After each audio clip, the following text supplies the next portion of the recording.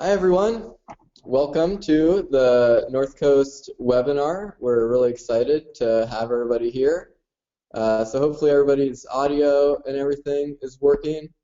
Just a quick note that we have everybody on mute right now, and then later in the presentation we'll open it up for discussion and just ask you guys to unmute yourself if you have a comment or question that you'd like to add. So that's how we'll run it. So good morning, everyone. This is us in our office this morning. We got Drew Clark, Hannah Nielsen, Robert Douglas, and myself, Stevie Luther here, along with our supervisor, Larry Goldberg. So we're really excited to present to you.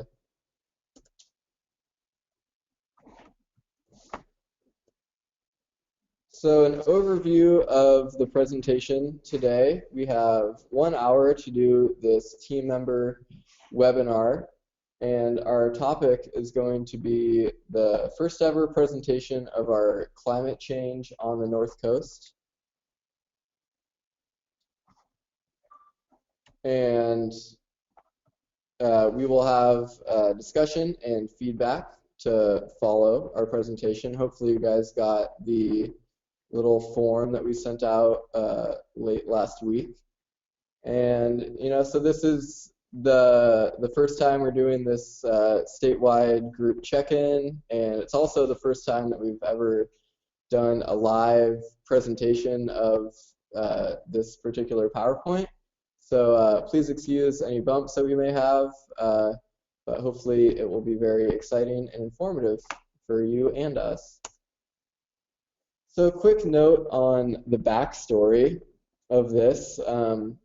Maybe some of you guys can relate to having had a slow start to the year. We definitely did up here, but we were given the assignment of developing a presentation about regional climate change impacts, really focusing in on what climate change would look like on the North Coast. And we took our strategy, a lot of key points from the Eco America presentation that we did during the training week on how to present an issue like climate change. So our strategy, we tried to put people first. We tried to put a real emphasis on making it inspiring and empowering to people. We emphasized preparation over adaptation. So framing it in a way where it's like we're preparing for a disaster because that's more palatable to people. And then we also presented facts, not science. So throughout the presentation, we tried to make it, fairly simple and easy to understand. The sort of target audience that we were going for, I think we kind of had in mind Larry's Rotary group, so sort of like elder or like adult population that probably had an awareness of climate change, but maybe didn't know all the issues around it. But we also had the idea that we would be able to adapt this presentation to different groups, like maybe an elementary classroom or a high school classroom. So it's meant to be able to be kind of edited and flexible for different groups. We collaborated as a group for many hours early on in the year, did a lot of research about this, did many revisions through a group consensus process. We received some great feedback from our supervisor, and somehow never presented it. We kind of got caught up in having our projects start rolling in and became, pretty busy. So we have this presentation that we spent a lot of time on and never got to present. So until now, that is. Hannah and Drew are going to take it away. Drew will be first. And then after the presentation, Robert will lead the discussion. And I just wanted to note that Hannah and Drew are going to be giving the presentation because they've really been the ones that have carried this project forward and taken the lead on it, done a lot of the nitty-gritty detail work. So without further ado, here is our presentation. Thank you, Stevie. So I'm just going to start this out. This is how it would go out for any sort of a group out here up on the North Coast. And so here we go. Thank you for taking the time to join oh crap. Whoa. CivicSpark is not. Crap. Just a second. I'm getting this started in the other mode. How'd you do that? We're having a little technical difficulty here. Let me get this set up. Here's a bump. How does that? I don't know. It's supposed to. Since it's not, we don't have this book. So this is the first time, so I don't know why I'm not showing up with the. Shouldn't be. Is it good? I have the speaker off. You just press it. No. Okay. I think it's still running for them. Why is this? So can they hear that? Sorry about this. We're trying to get it fixed. This is the auto recording we had set up, and we're trying to turn it off. It shouldn't be doing this. Crap.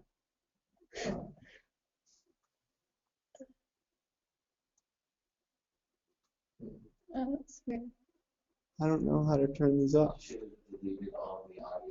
Well, no, normally we know there's a checkbox that you can take these off on. Should I go through and take these? Yeah. Okay. Sorry. We're gonna have to take care of something here for a second. Just give me a second as we go through. Can we like hide? I don't know. I'm not gonna worry about it. Technical difficulties. As Stevie said, excuse the bumps, please. It should be, well,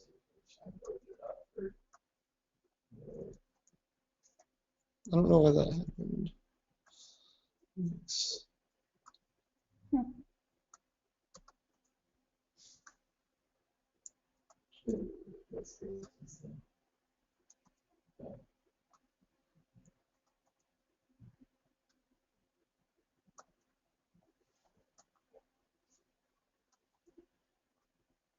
So that's taken. Can I like hide the screen? Just explain you had this recorded before. We had this pre-recorded, and there was this checkbox that we unchecked, and so it's not supposed to play the audio automatically.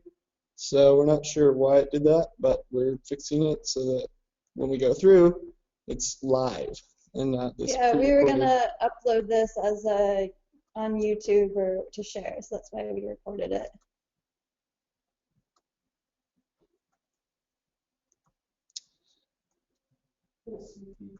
Yeah. Yeah. Preview.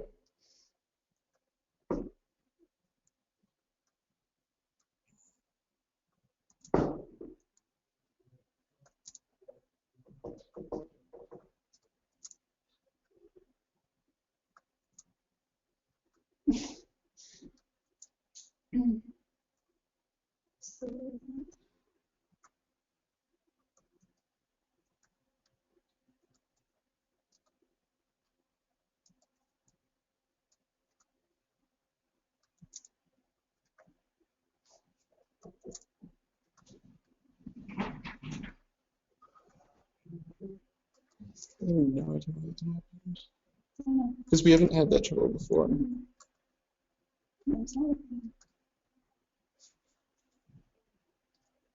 Once we start the presentation. No. We're just about to. Just give it a second.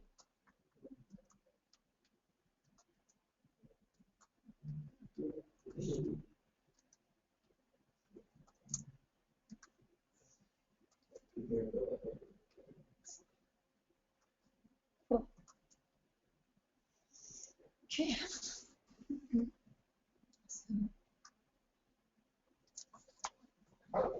All right. We're up and going. So here we go. Sorry about the delay. Thank you for taking the time to join the North Coast CivicSpark team to review climate change in the region. CivicSpark is a California-wide AmeriCorps program working to build capacity in local governments to address climate change. The North Coast team consists of Drew Clark, Robert Douglas, Stephen Luther, Hannah Nielsen, under the supervision of Larry Goldberg. This year is the inaugural year of the AmeriCorps CivicSpark program. CivicSpark is a joint effort put together by the California Governor's Office of Planning and Research along with the Local Government Commission. Our program is the first AmeriCorps effort aimed at directly confronting the issues around climate change in the United States. CivicSpark has 9 regional offices around the state. Our office, on the North Coast, is based out of the Redwood Coast Energy Authority in Eureka, California. The purpose of our CEA is to develop and implement sustainable energy initiatives that reduce energy demand, increase energy efficiency, and advance the use of clean, efficient, and renewable resources available in the region. This presentation has 3 main components to it. To start, we will go over the big picture of climate change. Then we will focus on the regional impacts on the North Coast. Lastly, we will look at how we can take this crisis and create solutions from it. The driving purpose of our presentation is to educate the Humboldt community about the realities of climate change from a local perspective, and from there, work towards solutions together. For many of us, it is very easy to tune out to the issue of climate change. It can appear too distant, over-exaggerated, or simply irrelevant to our lives. But climate change will affect all of us. We all breathe the same air and rely on the stability of our living planet. However, our stability is threatened. So we must ask ourselves, what kind of planet do we want to pass down to our children? Let's try out a thought experiment. I want you to close your eyes. Imagine being a small business owner, but this year losing 90% of your keystone product overnight. Your family has relied on this stable source of income going back generations to 1839. 150 years later, both your family and employees are robbed of their livelihood due to factors beyond your control.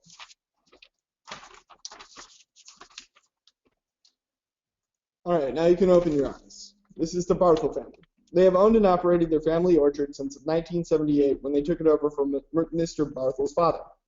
A few years ago, 25-degree above average temperatures in March triggered the budding of the apple trees. Then a cold frost in April destroyed the crop, forcing the Barthel family to lay off most of their workforce. As Mr. Barthel said, what's really heartbreaking is that we've had to dramatically cut back our seasonal jobs.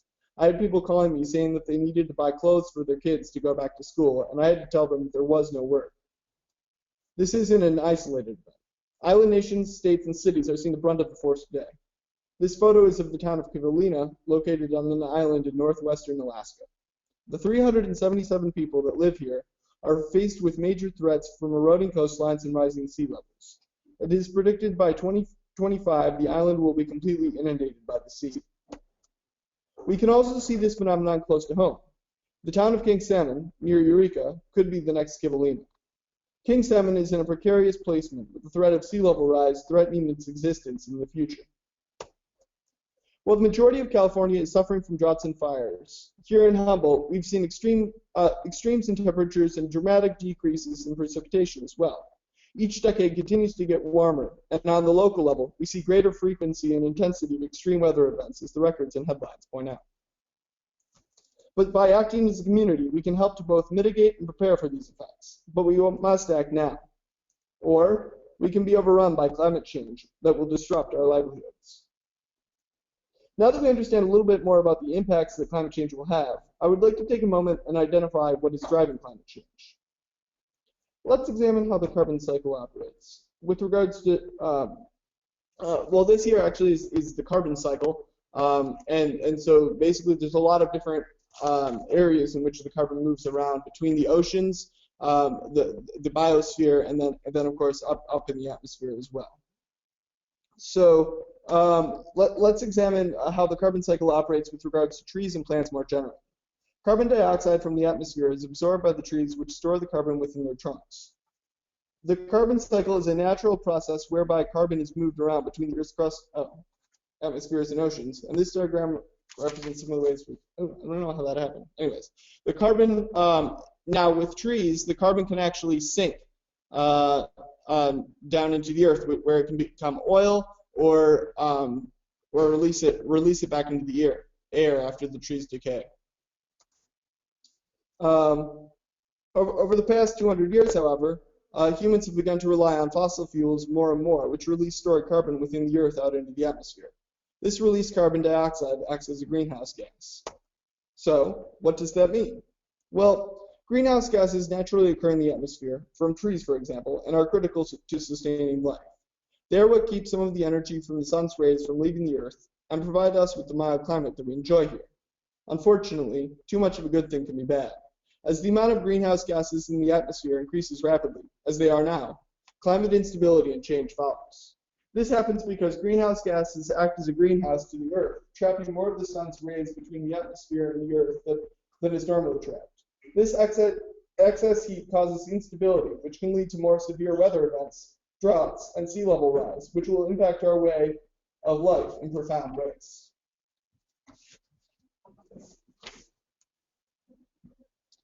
Now we're going to go a little more in depth into the regional impacts climate change is predicted to have here on the North Coast and surrounding areas.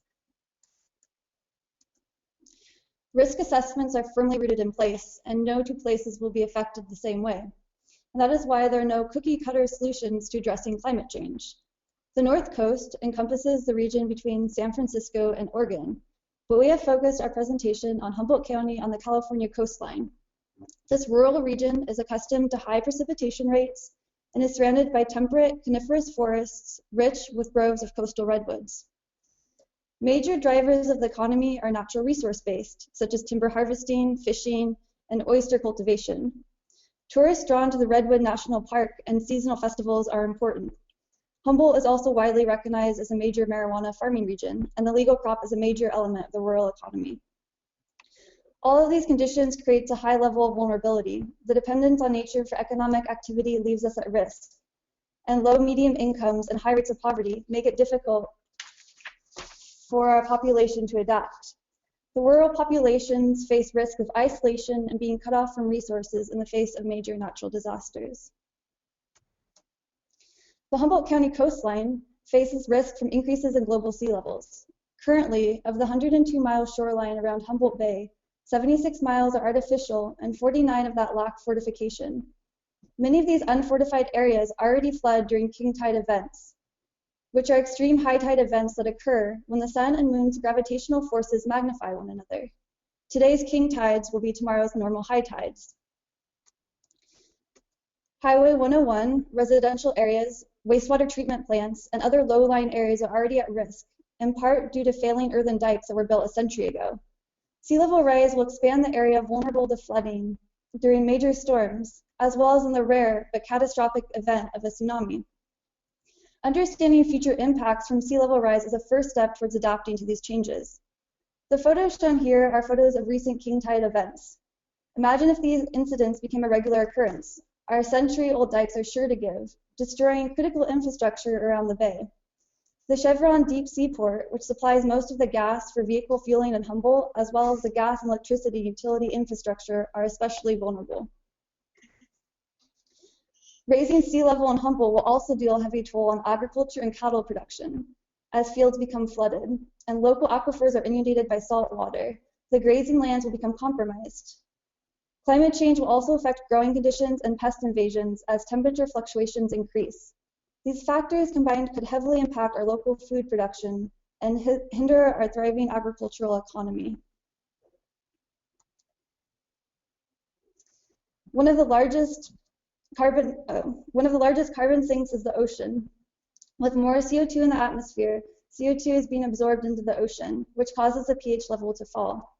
The oceans are becoming acidic, which is having a larger effect on shellfish in the bay. Over the coming decades, we could see a 25% decrease in shellfish production and possible decreases of other marine life yields. Humboldt Bay is world-renowned for its oyster farms. Ocean acidification is a threat to oyster farming because the acidity is corrosive to the oyster seed and shells. The lakes and rivers in the area are also seeing record lows that can be expected to continue in the foreseeable future as precipitation and snowpack melt decrease. These sources of water are used for agriculture and recreation, as well as habitat for endangered salmonoids. 2013 was the driest year ever recorded in California. And pictured here is Lake Shasta near Redding, and on the right we have Eel River, which this year witnessed a severe disruption in surface flow.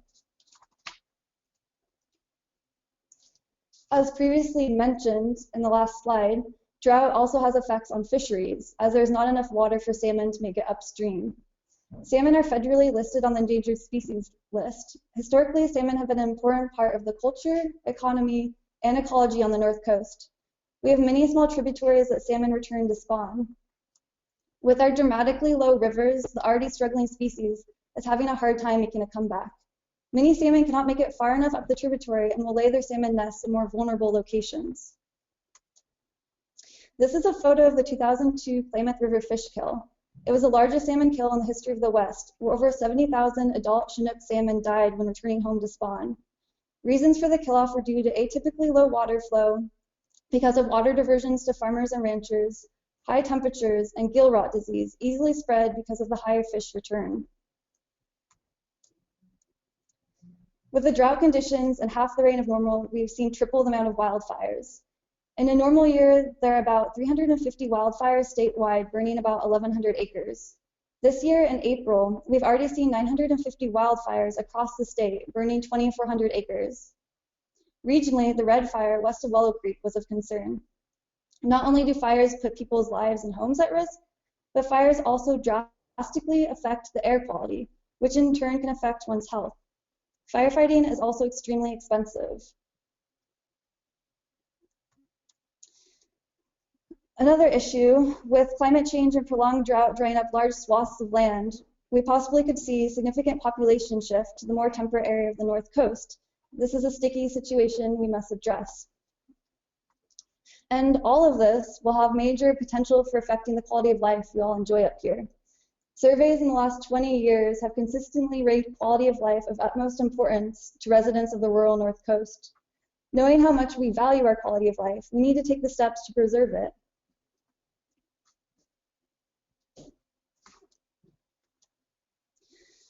Further expanding on this point, we really live in a very beautiful and ecologically pristine environment, but changing climates can lead to changing ecosystems, and some species will not be able to adapt, while others will win out on the ecological struggle. It's highly important to conserve our biodiversity in order to have stable ecological communities. We know that biologically diverse systems have a better chance of successfully adapting to change. With climate change, we do not know what the exact effect will be on specific plant and animal communities, but we do know that the rate of change of climate will be too fast for some species to adapt. Species extinction will reduce biodiversity, making the ecosystems less resilient to climate change. Ecosystems provide humans with many services, such as clean water, food, and recreation. However, when considering the question of protecting the natural environment, it's also important to step outside of human-centered thinking and realize the intrinsic value of nature in and of itself as well. So we've presented a risk assessment from climate change on the North Coast, and many of these risks are complex issues that do not have quick fixes, but we really believe that knowledge of these risks gives us an opportunity to start talking about taking steps to prepare. For example, we've explained how humans' reliance on fossil fuels and high energy consumption is adding to greenhouse gases in the atmosphere.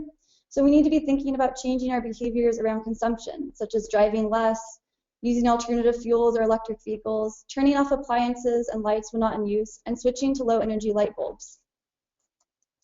We also know that sea level is rising, so perhaps we need to start thinking about options for protecting important land or infrastructure. We spoke about how drought affects the North Coast, from fisheries to agriculture to wildfires. We need to be extra careful of our water use and think of creative ways to conserve. Finally, we spoke on our threatened ecosystems and the possibility of a change to our quality of life. Perhaps we should encourage each other to spend more time outdoors. It's shown that connecting with nature leads to an appreciation in all the environment gives to us and an increased desire to protect it. So we're aware that looking at all of these potential effects can seem pretty daunting and scary, but our intention is not to scare you. We really believe that we can work to increase our capacity to address climate change, and we can avoid disaster and can create healthier individuals, ecosystems, communities, and planet. I'd like to look at the Chinese symbol for crisis as an example of how to approach climate change. It is made up of two separate symbols, danger and opportunity. This climate crisis is full of potential danger, which we are facing and will continue to face. However, it presents us with a massive opportunity to create long-lasting improvements to society as we know it. So how do we create sustainable solutions and resilient communities? Moving into the next section here, we're going to talk about possible solutions when addressing the crisis of climate change.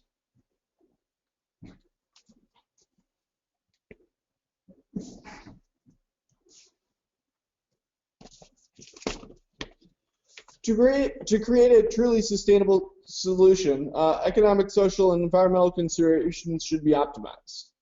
These three main considerations are referred to as the triple bottom line. We're now going to get into some of the ideas and examples of how to address the triple bottom line when addressing climate change. This allows us to see how the climate change crisis is indeed an opportunity for positive change. When we start to think about sustainable solutions, we can think about developing buildings, cities, and towns that require less energy and provide living spaces that we can all enjoy. This includes creating walkable and bikeable designs, creating community spaces that allow us to interact with each other while fostering healthy lifestyles for its citizens. We need to integrate sustainability standards into our building codes, such as this LEED Gold building shown here on the Humboldt State University campus, which is the greenest building in the Cal State University system. We can also think outside of the box about how we can integrate our buildings into the natural environment to minimize our impacts, such as the Humboldt Coastal Nature Center seen here. And we can continue to preserve land that is used for the purpose of growing foods. The Bayside Park Farm shown here is in the middle of the Bayside community in Arcata and provides a location for community members to connect with each other and the food they eat. Our built environment often dictates the way we act within it and the energy and fossil fuels we demand. We also can think about creating communities with more integrated and energy-efficient infrastructure. Examples include buildings to utilize both passive and active solar, rainwater entrapment seen here, and LED light bulbs. Another way to build a smart development is to create community spaces accessible to the public to be educated on sustainable practices, spaces to grow their own food, and come together in collaboration. This photo is an example of a project coming together in Eureka that is transforming a closed-down elementary school in order to create a community center where they grow food for a farm stand on the weekends, teach children and community members about food preservation and gardening, hold space for community meetings, and create more green space for public enjoyment. Many projects that are needed to build community and ecological resilience can reduce the risks from climate change while providing the education and sources for cultural and economic opportunities and growth. This is an example of a proposed project in New York that are living breaking lines, which provide buffers to the shore from big storms like Hurricane Sandy, but also act to preserve economic marine activity and culture. Perhaps this kind of project could be applicable to the Humboldt Bay, with its extensive shoreline and the threat coastal towns face from sea level rise. When thinking about the environment component in the equation, we need to think about how we can be actively engaged in protecting biodiversity, so the world's ecosystems have a better chance for resilience in the face of rapid and great change. We can do this by volunteering with local groups to help protect native plants and species. We also can do this by adjusting our mindset and taking into account how our actions affect other species around us struggling to survive. If we can make this a mentality of our everyday, we will become more conscientious and aware global citizens. Another component of environmental stewardship is resource management, as a member of society paying careful attention on how we manage our public lands.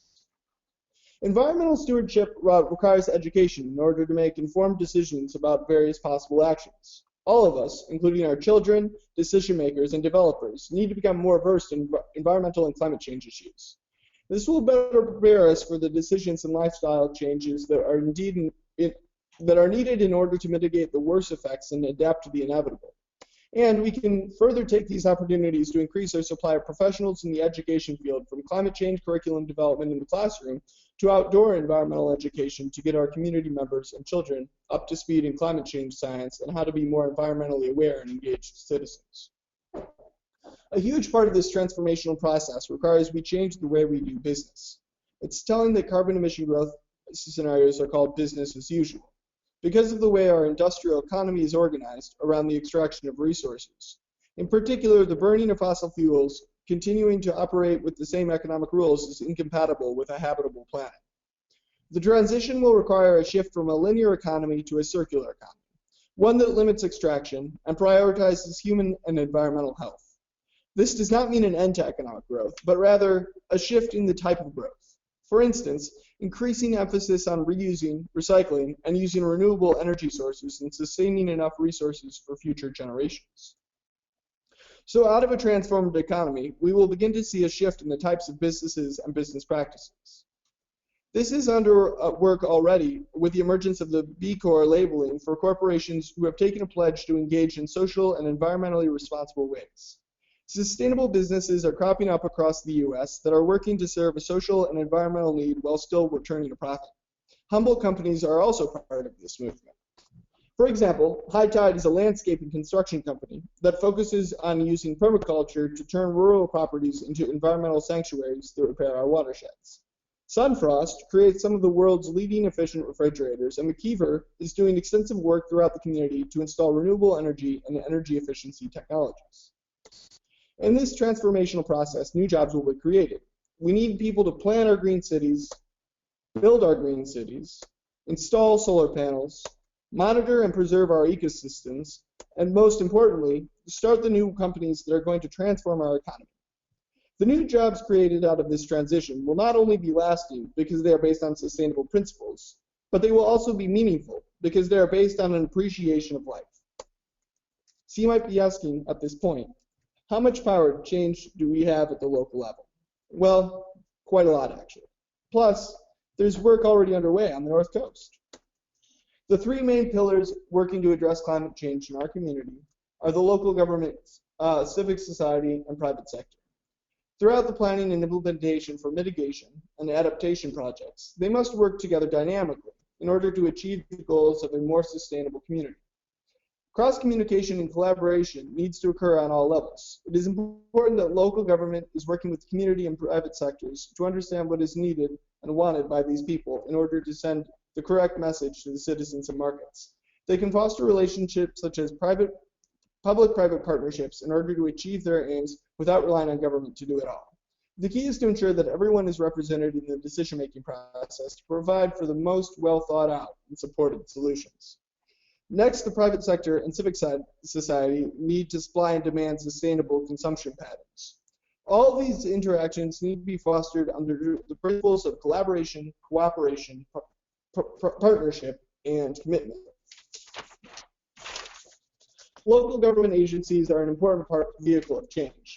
We have power starting from the ground up. They have jurisdiction over the land use, building codes, and local infrastructure. This puts them in a unique position to set the agenda for communities and government operations. As we've mentioned earlier, climate change effects will be place-based. This is why it's really important that we've seen many cities and towns in California start to build climate action plans. Through these plans, towns can individually assess where they are the most vulnerable and where they can be most effective at lowering their greenhouse gas emission output. In Humboldt County so far, Arcata, Eureka, and Blue Lake have invested in climate action plans, and Trinidad is taking the first steps in the process. Transitioning to local and sustainable energy sources will require a massive overhaul of infrastructure. Fortunately, there's been a lot of progress already. As an example, the Redwood Coast Energy Authority has teamed up with the Schatz Energy Research Center to develop the Repower Humboldt plan. This initiative identifies various ways Humboldt County can achieve a clean energy future. This includes the expansion of biomass, wind, and solar power generation, while also increasing the power efficiencies of various loads throughout the county. Additionally, this report looked at some of the key aspects of relying on alternative fuels for transportation, such as electricity, hydrogen, and biofuels. These entities continue to work to fuel the transition by installing energy efficiency technologies throughout businesses and households, installing electric vehicle charging stations, and building pilot biomass projects. We also have a large number of nonprofits in Humboldt, which are focused on issues related to climate change in some way. These programs offer ways for getting involved directly on the ground, working towards the energy, food security, environmental, and other issues built into the nexus of climate change. We at CivicSpark want to walk our talk, so here's what we've been up to. We volunteered for grid alternatives to install solar panels on a home over the course of a weekend. One of our members has been doing direct installation of LED lights to reduce energy use. We will be developing climate trainings to educate the next generation and volunteer groups about climate change. We will be rolling out a project to get Humboldt ready for zero-emission vehicle infrastructure. And we are presenting to you so that we can expand our reach and hear your voices in this discussion. We'd like to turn it over to you, the viewer audience, so that you can consider what kind of role you might have in helping to address and prepare for the threats of climate change. Small steps are fantastic, and conserving energy, using less resources, and so forth will help. But we ask you to go further than that. To be a real game changer, building local capacity is critical. This means working with your neighbors, your friends, and other community members on helping to develop mitigation and adaptation projects that will build capacity and resilience within your area. Oftentimes, when we think of such big issues, it can feel overwhelming. But we wanted to leave you with this quote to think on. If your actions inspire others to dream more, learn more, do more, and become more, you are a leader. We are all agents of change, and our actions have effects beyond ourselves. As we've spoken of, crises can be a great time of opportunity. It all depends on how we relate to the crisis. If we decide to become educated, reflect, and make the changes we need to prepare us now, rather than wait, then this crisis can indeed be a fruitful time of opportunity, giving rise to more sustainable, healthy communities on the environmental, economic, and social front. We've covered a lot, and we hope that you found the presentation to be worthwhile. We'd really appreciate any input you have, in particular with regards to climate change strategies for Humboldt County. Thank you very much for your time.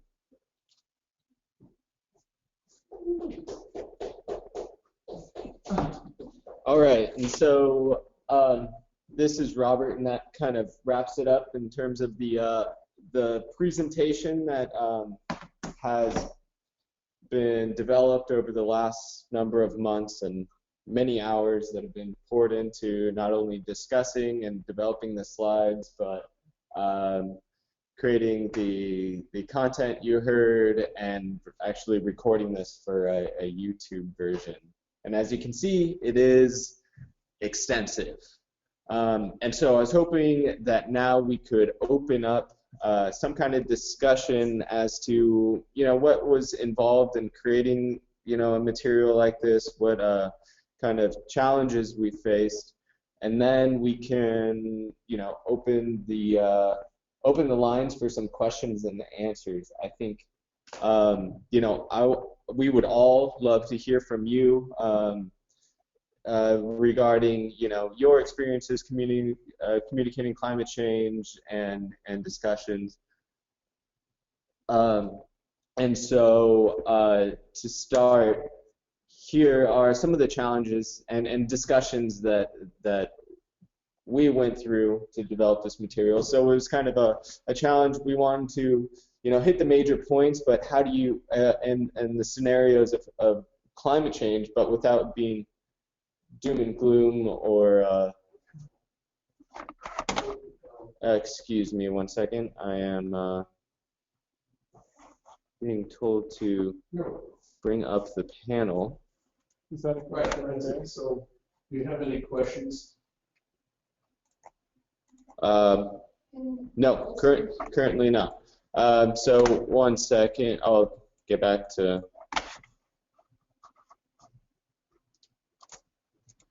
Okay, so so it's like, how do you touch all this kind of real and somewhat scary material, but not leaving people feeling like there's nothing they can do and they're hopeless. So highlighting the science and the effects while focusing on people and solutions, that was like a constant theme that we were debating and trying to harp on. And then when talking about kind of solutions, how do you build in the idealism and theory behind sustainable development while looking at the current reality of our energy mix and built infrastructure and the way our society currently is. So it's a grand, complex problem, and just showing some of the solutions without being wishy-washy, so that it still inspires action and change, without being overly it feeling too daunting. Another thing is us knowing the audience, and we kind of developed this without knowing who we were going to be speaking to, and obviously depending on who exactly we end up presenting to, we will change it. We did give you all the very general public material that covers everything, considering that we're all pretty well versed in climate change and possible solutions and policy. I didn't want to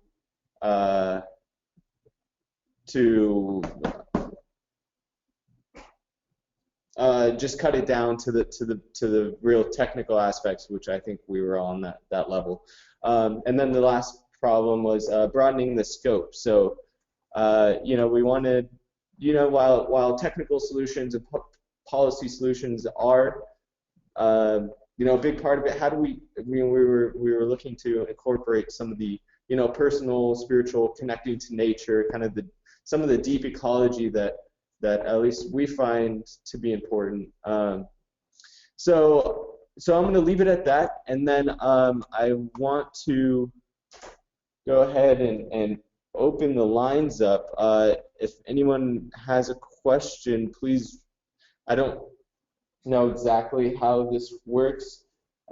Raise your hand or unmute everybody. Can you unmute them? Let me see. I'm going to try to unmute everyone and then give you the chance to mute yourselves, and then if you have a question, but we don't have that control unmute yourself. So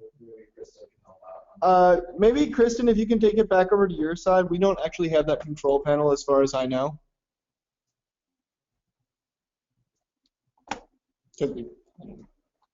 Sure. Sorry, I was muted myself. So I will go ahead and unmute everyone if I can, and I will just ask you all to mute yourselves for the time being, and then if you do have a question, you can either raise your hand. I also see that just a few questions are popping up right now. So, and I also want to maybe make it clear that this should be both questions and comments.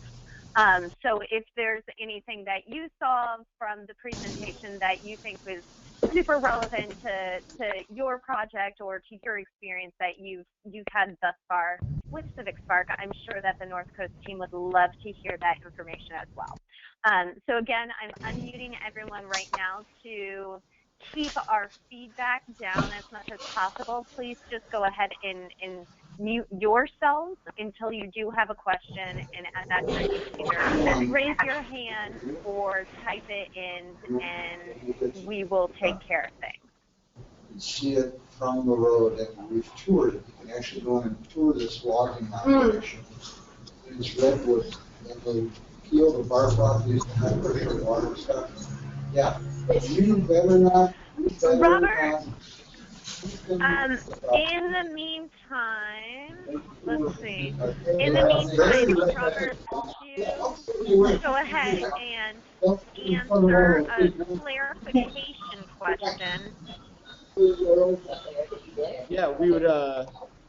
Okay, so we do have a clarification question from Chelsea in LA, just asking on the current slide that you have open, what do you mean by wishy-washy content as a challenge? And again, could everyone please take a little bit of time to mute themselves? It looks like a few of you still haven't muted yourselves, and we are getting a lot of feedback right now. I was kind of going, okay, why do you want to do this for me? Okay, so we'll go ahead and clarify that point. So wishy-washy content, the kind of idea behind that was like,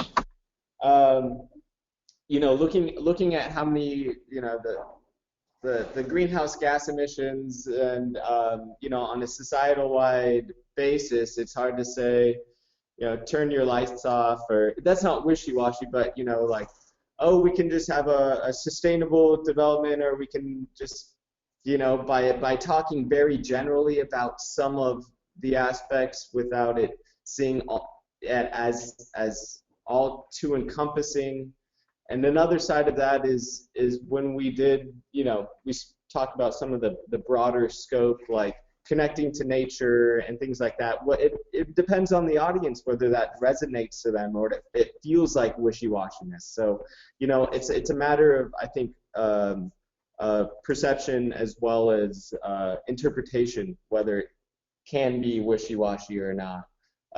So that's kind of what I was getting at a little bit.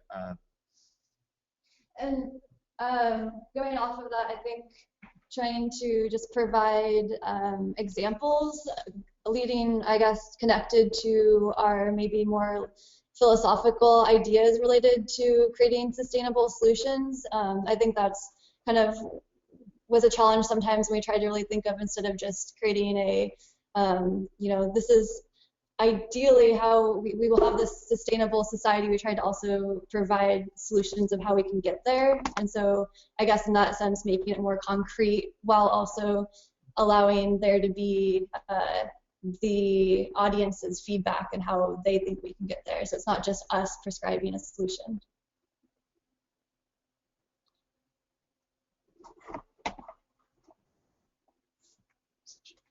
Excellent. Yeah, go ahead. I think that Andrew or possibly the San Joaquin Valley team might have a question, so we might want to just give them some space to unmute themselves and ask if there was a question from Andrew.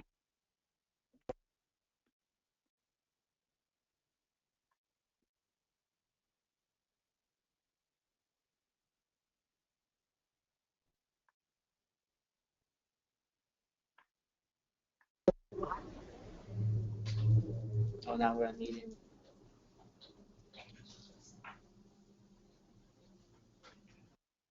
And possibly not, because I'm not hearing anything come in.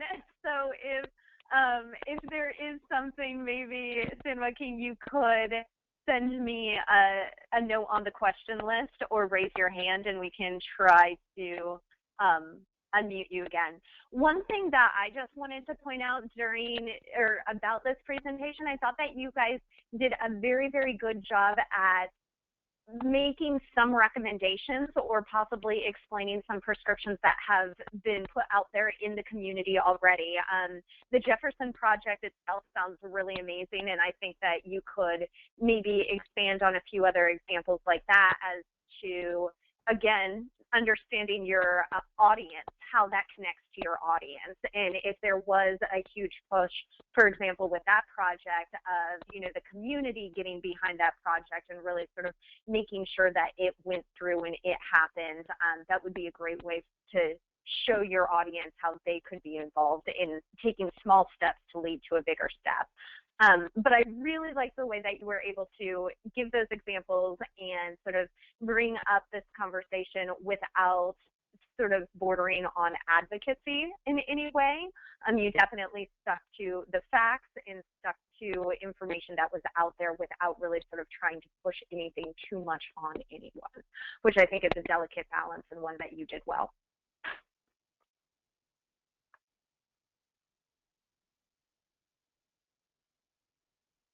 Great, thank you for that feedback, Kristen. We'll definitely try to incorporate some more examples.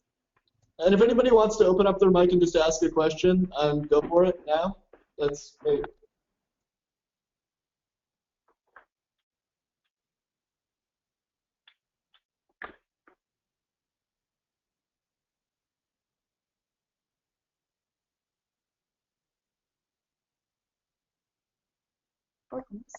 But if there is no more feedback or questions, we'd really like to emphasize and ask for your participation with that form that we sent out.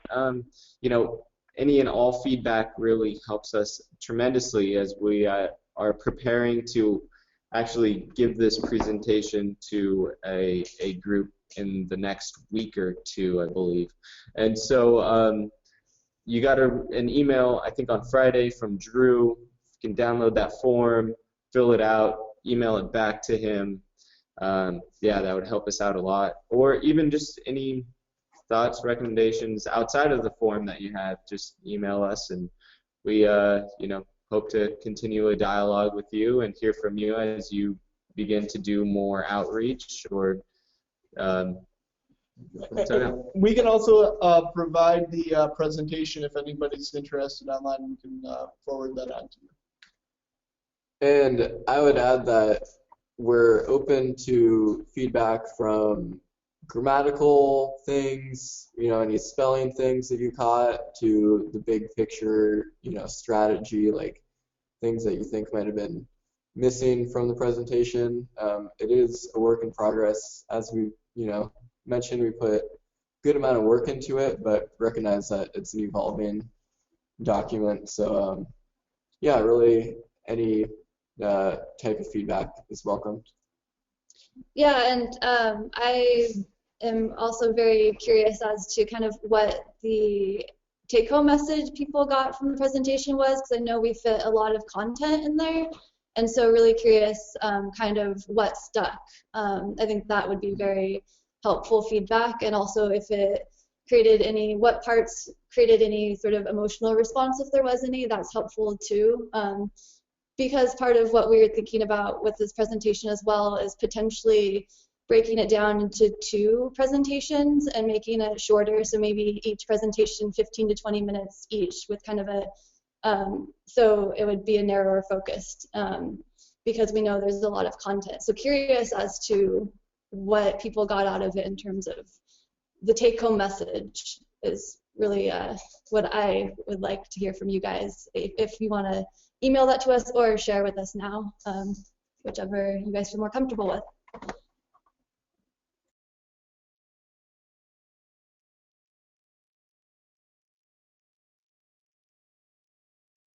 So with that, we would just like to, well, I was going to wrap it up, but if you have something else to add, Kirsten, go ahead.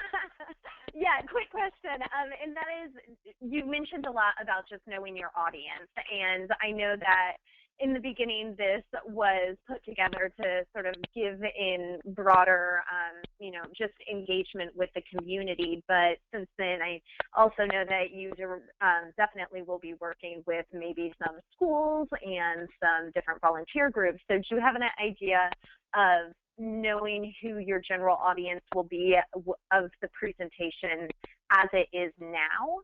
And I'm also wondering, and this is sort of a broader question to all of the rest of you who are still on the line, I know many of you are putting together presentations that might be similar for your own projects, and maybe they are more specific to your exact project or to an exact audience. But it might be really great if we could find a way to share those presentations, both this presentation and the ones that you're creating for your own projects. Share them amongst each other so you really can learn from each other and maybe use some of the same facts and details and basic information to start off the presentation somewhat easier without having to create it new every single time. So that might just be something to consider in general.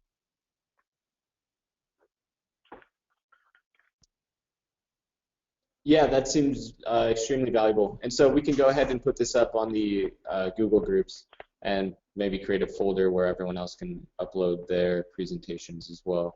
I know coming up here soon, we have a presentation lined up for the Transition Humboldt group, which is a pretty active community, and they're all pretty aware on climate change. So I think that, in order to not lose their attention, we might scale back a little bit on the background information of climate change, but still incorporate the local effects and kind of the headlines and kind of frame it for them. But and I also think I'm working with high school students, and that potentially maybe tailoring this for some seniors in high school as well.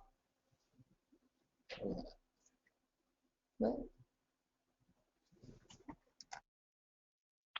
Excellent. Well, no other questions have popped in since we've been chatting, so I want to take just a minute to thank you for taking time to present to us today and to share this presentation. I think that it has been really great, and can't wait to see how it's received out in the community. all right, great, and thank you all for joining us. Have a wonderful day.